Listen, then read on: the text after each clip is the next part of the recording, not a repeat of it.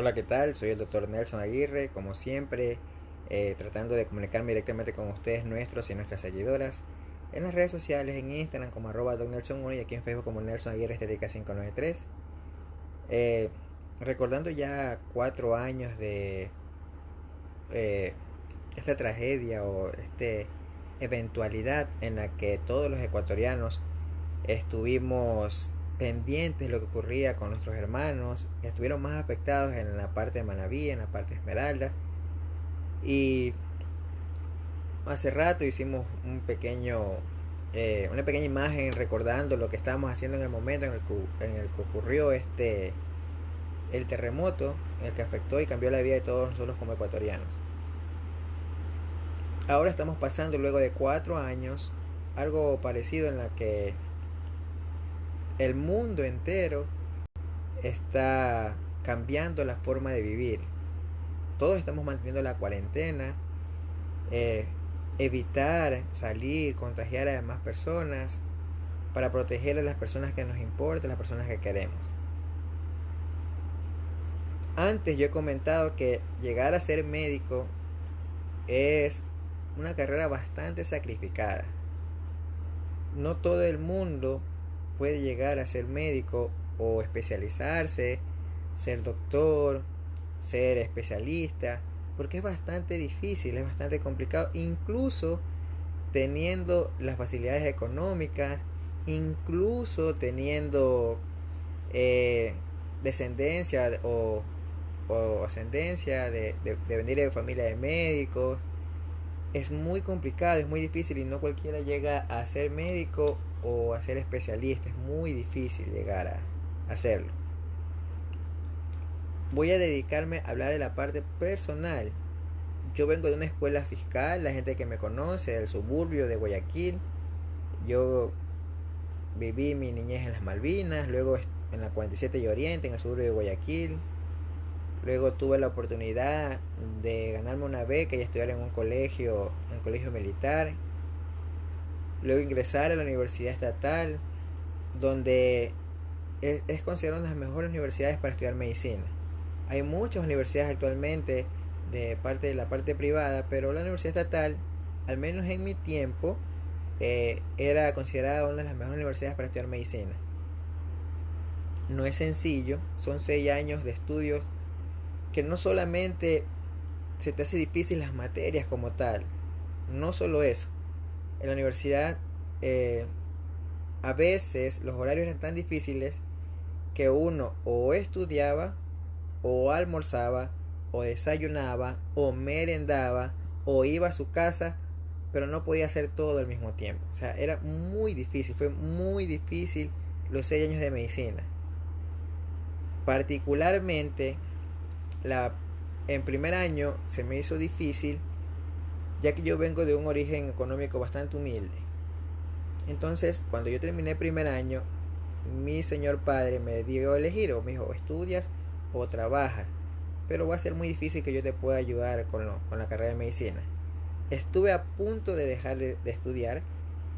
Yo fui promotor juvenil en una clínica de atención de jóvenes y adolescentes, y ya para firmar un contrato para ser promotor juvenil y dejar la carrera de medicina, estando ahí ya con la directora de esta clínica para trabajar y ya no estudiar, ya para firmar, me consideraba mucho la señora Miriam, que era la directora de la clínica.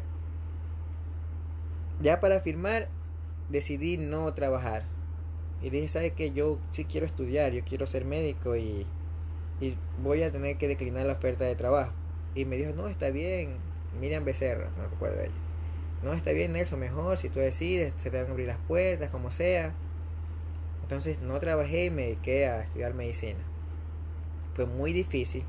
No solamente en la facultad, lastimosamente uno no tiene que pelear contra el hambre, el sueño, el cansancio, los estudios, sino que hay muchos profesores que te dificultan llegar a ser médico. Lastimosamente hay profesionales que se han dedicado solo a ser profesores y no ejercen como cirujanos, como endocrinólogos, como ginecólogos, etc., sino que muchos se dedican solo a dar materias y te dificultan el trabajo, el estudio para llegar a convertirte en profesional. Sí, sufrimos de acoso, sí hay maltrato, sí hay corrupción. O sea, sí te dificulta todo esto, más los problemas que tienes en la casa, más las necesidades, llegar a convertirte en médico. Es muy difícil. Recuerdo alguna vez caminar muchas cuadras o desde la casa hasta la universidad, porque a veces había para las copias o había para almorzar o para el pasaje.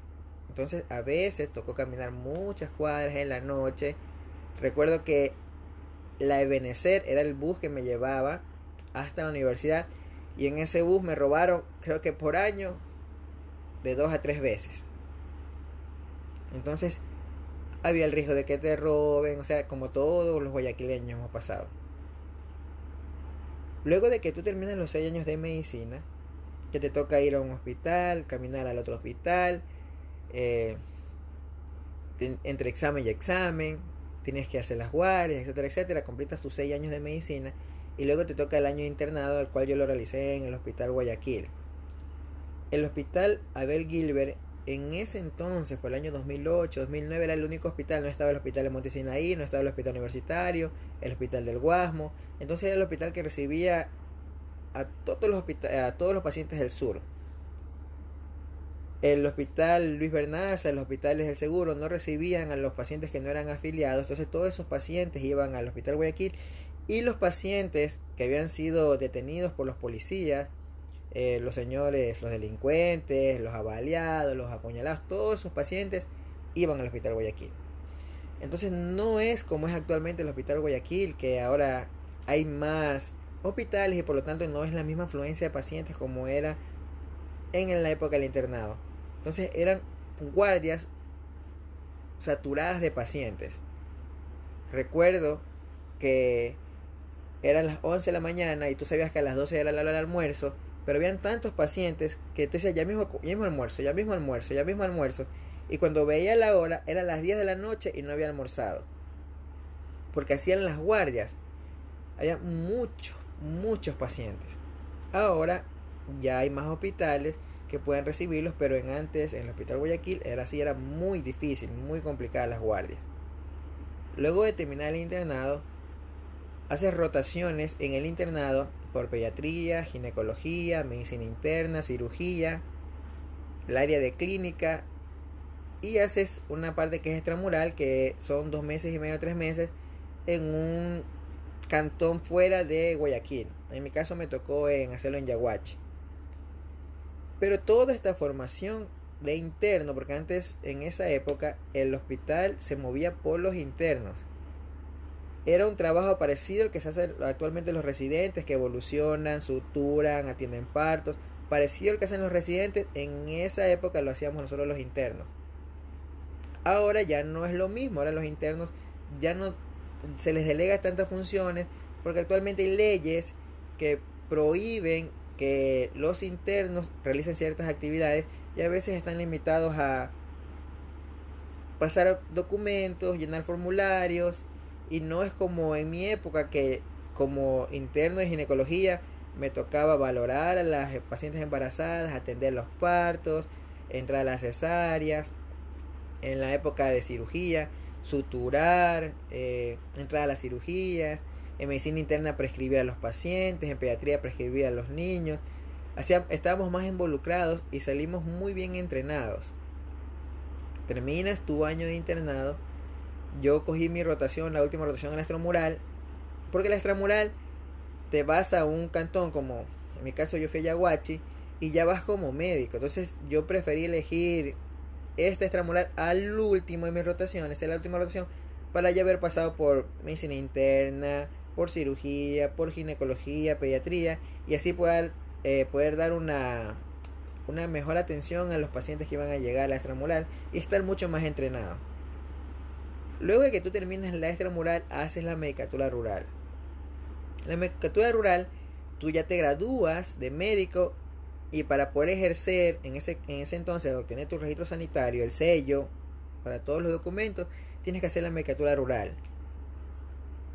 La hice cerca en el cantón Salitre, la medicatura rural, y también ya es complicado porque tú ya eres un médico que tienes una responsabilidad legal, donde tú tienes que sellar todos los documentos, y si haces algo mal, actualmente con las leyes que tenemos, que lastimosamente por la mala práctica médica, ya tienes un problema legal en cada lugar que pones un sello. Entonces tu año en Medicatura Rural, una vez que tú terminas la Medicatura Rural, eres un desempleado más para el país. Yo fui un buen interno, mal que yo lo diga, fui un buen interno, fui un buen extramural, un buen rural. Gracias a Dios, los jefes que yo tuve en el internado, el doctor Giovanni Mera, que yo siempre estoy muy agradecido con él, el doctor Edgar Rodríguez, que tuve en Yaguachi como jefe, siempre me recomendaron, siempre me ayudaron. Gracias a Dios, yo vengo de una dinastía de choferes. Mi familia, de la parte de los Aguirre, no hay médicos. Creo, si mal no recuerdo, soy el único médico parte de los Aguirres. Entonces, yo no tengo un papá doctor que me ayude, una mamá doctora que me ayude, no. Entonces, gracias a Dios tuve buenos jefes que me supieron guiar, abrir las puertas, recomendar. Así llegué a ser médico residente en el Hospital Francisco de Casa Bustamante, un hospital pediátrico en el área de cirugía. Entré como un residente. Normalmente los primeros 6 a 9 meses te toca hacer, por decirlo así, la conscripción. ¿Qué quiere decir esto? Que te toca amanecerte en emergencia, a todo lo que te mandan a hacer, todo lo que los doctores mayores o antiguos ya no quieren hacer, te toca hacer los primeros meses. En la emergencia amanecerte, atender todo lo que llegue, etcétera, etcétera. Luego tú ya depende de tus habilidades, te vas destacando. Ya entra más cirugías, hace más actividades, llega a ser su jefe de la guardia. Entonces ya tenía más responsabilidad, ya hacía más cirugía, etcétera, etcétera. En el país, lastimosamente, nunca hay una estabilidad laboral, incluso siendo médico. En todo el área, las licenciadas, enfermeros, auxiliares, siempre tienen el temor de la carta de agradecimiento, que es cuando te dicen ya gracias por su función, te despiden.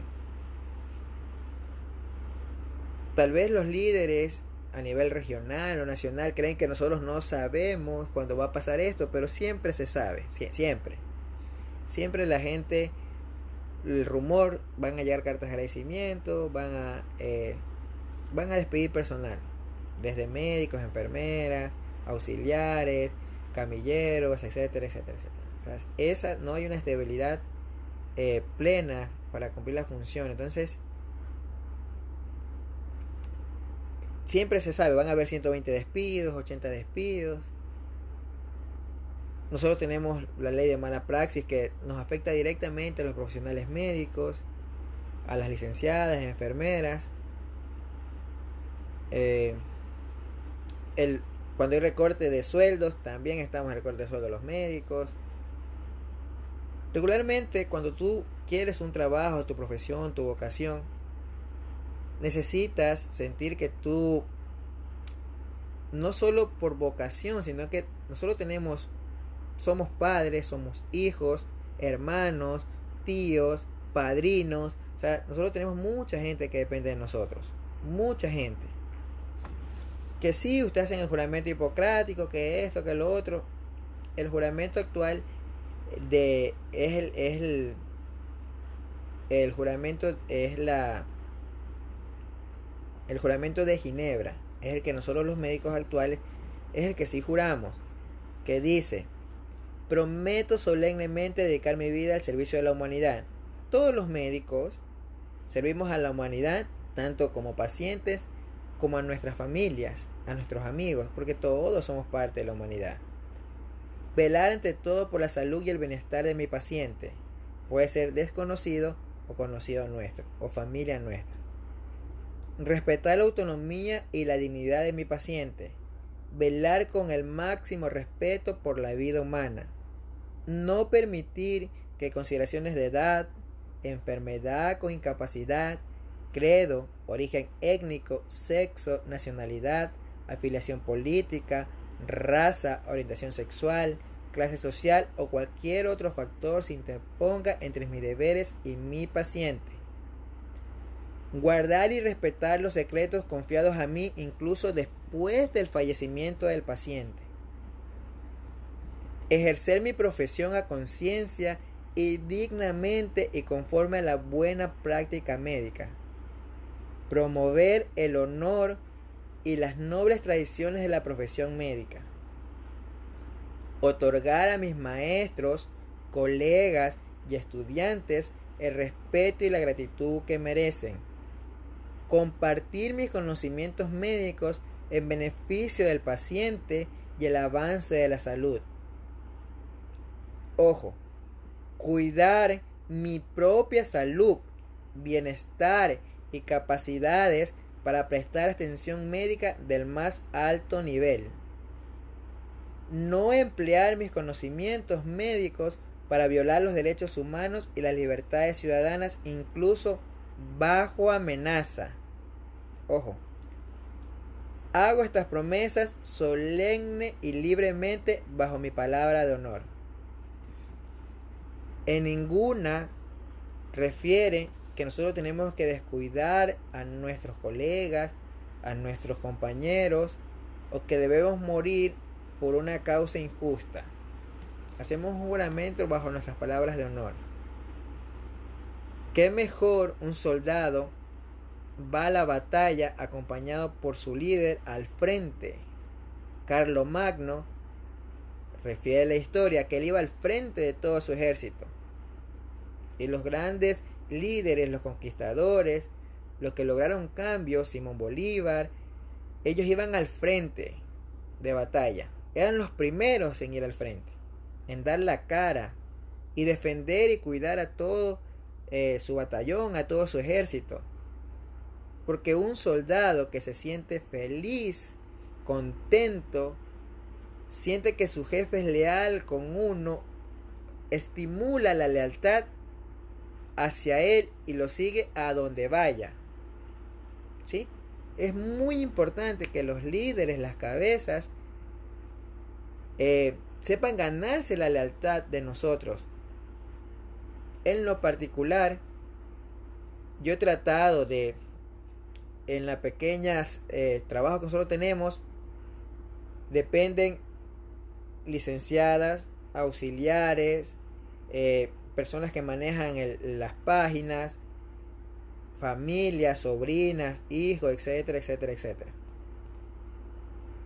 En la realidad, si yo como médico fallezco después de estar en el trabajo, porque nosotros sí nos contagiamos en el trabajo, particularmente yo como médico trabajo en el hospital y después de una guardia, las licenciadas, los auxiliares, los doctores que hacen guardia, no se van a farrear, no se van a la calle, no se van al cine, no.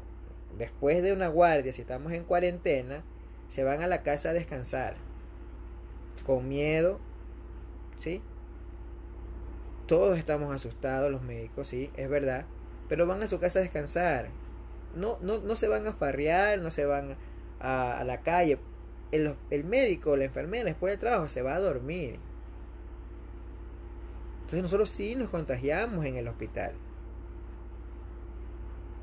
Si yo muero después de contagiarme en el hospital, mi familia pierde ese sustento, ¿sí? La gente que trabaja con uno lo pierde, los sobrinos, la hermana, todos pierden, porque en otros países, conversando con unas colegas licenciadas en enfermería, solo por decir números, yo sé que tal vez aquí no ocurra, solo por decir números, me comentaba una licenciada, trabaja en Estados Unidos, me dice, bueno, ahora por el COVID, nosotros nos paga el gobierno $10,000, no lo digo que va a ocurrir aquí, $10,000 semanales, $10,000 semanales por estos 2 meses que vamos a estar en la emergencia por COVID. Aparte de viáticos, hospedaje, la alimentación, etcétera, etcétera. Me decía mi amiga la licenciada, si yo muero por COVID, mi hospital indemniza a mi familia con $200,000 aparte del seguro, que vendría a ser como el IES, aparte del seguro del país, el hospital le cubre con $200,000 a ella como licenciada en enfermería. Si yo muero aquí, primero que es probable que digan que morí infectado y contagiado fuera del hospital. No fue dentro del hospital, porque en los hospitales no se contagian los médicos. Nosotros llevamos el virus al hospital. Probablemente digan eso si yo muero, se contagió fuera del hospital. Si yo muero, mi familia pierde todo el sustento. No hay. Todos conocemos cómo es el manejo de el seguro y no tenemos una cobertura dentro de nuestro trabajo como médicos. Es fácil culpar a otras personas. Yo voy a poner un ejemplo. Yo me enamoro de una mujer. Me enamoro de una mujer. La enamoro a ella. Me convierto en su esposo. Pero a los 3 meses no tiene zapatos. No tiene zapatos. Y yo no le puedo decir, oye, pero ¿por qué no te dejó tu novio del año pasado no te dejó zapatos? ¿Por qué no te compró un vestido tu novio de hace 3 años? ¿Me explico? Porque yo ya conozco a dónde me voy a meter. Peor aún, si termino enamorando a la que fue novia de mi primo, de mi hermano, de mi mejor amigo. Que yo ya conozco todo lo que vivió con el novio anterior. Y ya sé lo que me voy a meter. Y yo no puedo decir el próximo año, oye, pero tú, ese vestido roto, que te lo compre mi primo. Pues no, porque yo si tanto luché por eso, yo no puedo culpar algo que yo ya sé, que yo me quise ganar, donde yo me quise meter. ¿Sí me explico? Si yo soy médico y que debo lealtad a mis colegas, yo no puedo decir, ellos son los que llevaron la enfermedad o me quiero. Si yo quisiera ser astronauta, yo no hubiera estudiado medicina, pues si yo le estoy diciendo que son 6 años de estudio donde me sacrifiqué, el internado, la rural, 3 años de cirugía, luego 3 años de posgrado, porque después de Casa Bustamante uno concursa para hacer un posgrado y ahora hacer un posgrado de cirugía plástica. O sea, si son 6 años de escolaridad, más 6 años de colegio, más 12 años. 6 años de medicina son 18 años, ¿verdad? Si mal no fallan las matemáticas.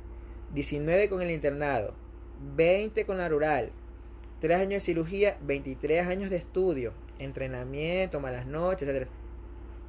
23 años de estudio, más 3 años de especialización, son 26 años para ser médico. No sé cuántos años son para ser astronauta o las otras especialidades. Entre médicos nos debemos lealtad. Entonces, yo quiero que entiendan el punto de vista del médico, del profesional. No es que yo no quiera atender a nadie cuando estoy en el hospital, porque mi vocación es atender y ayudar. Si yo estoy en el hospital y hay un virus que me puede matar a mí, a mi familia, a mis conocidos, a mis amigos, yo quiero brindar la atención, pero yo necesito cómo protegerme. Eso es importante. Y más que nosotros los médicos, quienes están en un contacto más directo medicando a los pacientes, sí son las licenciadas. Hay que reconocerlo. Porque los pacientes escupen. Los médicos los revisamos y prescribimos, pero quien limpia lo que escupe son las licenciadas y las auxiliares. El paciente defeca, quien limpia son las auxiliares y las licenciadas. Se orina el paciente, son las auxiliares y las licenciadas. Son las que están ahí en contacto directo con el paciente todo el tiempo, las 24 horas. Y entonces ameritan protección. Si yo estoy en la emergencia y tengo 10 camas libres, pero afuera tengo 100 pacientes, no tengo dónde poner a todos los 100 pacientes. Entonces esta es la curva, la parte más alta, donde hay muchos pacientes fuera del hospital. Lo importante de que no se contagien todos al mismo tiempo es evitar este cuello de botella y que se enfermen, porque es probable que ocurra, porque el virus vino para quedarse. Pero si se enferman 15 y tengo 10 camas y hago un esfuerzo extraordinario y busco 5 camas más, meto 15 pacientes al hospital. Salen estos 15 o van saliendo 5 y vienen 15 más y los voy acomodando. Se complican estos pacientes y tengo 5 respiradores y tengo 5 pacientes enfermos, meto 5 pacientes de respiradores y voy sacando pacientes. Pero si hay 100 pacientes y de los 100 pacientes 50 necesitan respirador, no voy a tener donde ponerlos. Entonces es por esto que necesitamos que respeten la cuarentena, porque es probable que el 60-70% de la población mundial se contagie del coronavirus, tenga coronavirus, pero no tiene que ser al mismo tiempo para no saturar el sistema hospitalario. Tal vez dices, yo estoy sano, yo tengo COVID pero no tengo mayor sintomatología, pero si llega un abuelito de 70 años y tú tienes 30 años y hay un solo respirador, el abuelito de 70 años que se quedó en su casa, que se contagió porque tú no respetaste y saliste y lo contagiaste, estás tú y estás tu abuelo de 70 años. Los dos necesitan un respirador. Tu abuelito por 70 años, 80 años, tiene diabetes, hipertensión, enfermedades que ya tiene él y tú eres joven. Si yo meto a respirador a tu abuelito, tengo de un 15, pongámosle un 30% de sobrevida. Tú eres un hombre joven de 30 años sin enfermedades, tienes un 70% de sobrevida. Y tengo un solo respirador. Tú tienes más posibilidades de vida, tienes menos posibilidades de sobrevivir a estar en el respirador. ¿Sí? El abuelito no salió nunca, quiere vivir, usó su mascarilla, respetó la cuarentena, y tú no. Entonces, es por esto, es la importancia de respetar la cuarentena. Falta poco para completar la curva. Entonces, esta semana que viene, la que sigue, estos 15 días, pongamos un poquito más de esfuerzo. Sé que todo el mundo quiere salir, la vida no va a ser como antes, la forma de saludar no va a ser como antes, pero tenemos que aguantar un poco más y poner de nuestra parte. Así que recuerden que nosotros somos los que tenemos que generar el cambio, empezando por nuestro hogar, lavándose las manos, tosiendo, estornudando correctamente, usar la mascarilla y respetar la cuarentena. Es muy difícil porque yo vengo de un hogar, ya les comenté, en las Malvinas viví las primeras etapas de mi vida, luego en el suburbio, y si hay familias que si ese día no salen a trabajar, ese día no comen. El gobierno conoce por estadísticas qué lugares ocurre esto, porque hay muchas, tienen fundaciones, tienen la estadística. Habría que imaginar o buscar la solución para que lleguen estos recursos a esas personas que si ese día no trabajan no comen, para de esta manera evitar que salgan y expongan a sus familias y a todos nosotros. Vamos, fuerza, que podemos salir adelante de esto. Hoy recordando los 4 años de otra tragedia que tuvimos, ahora estamos pasando por algo que podemos controlarlo, porque un terremoto no podemos controlarlo. Esto lo podemos controlar. Así que vamos con fe. Yo les recomiendo que siempre piensen que la sangre de Cristo los cubre y los protege. No nos quita nada comer en familia, ¿sí? Orar, agradecer y pedir que nos dé la fortaleza y salir adelante de esto. Les mando un fuerte abrazo. Dios los bendiga. Cuídense y quédate en tu casa.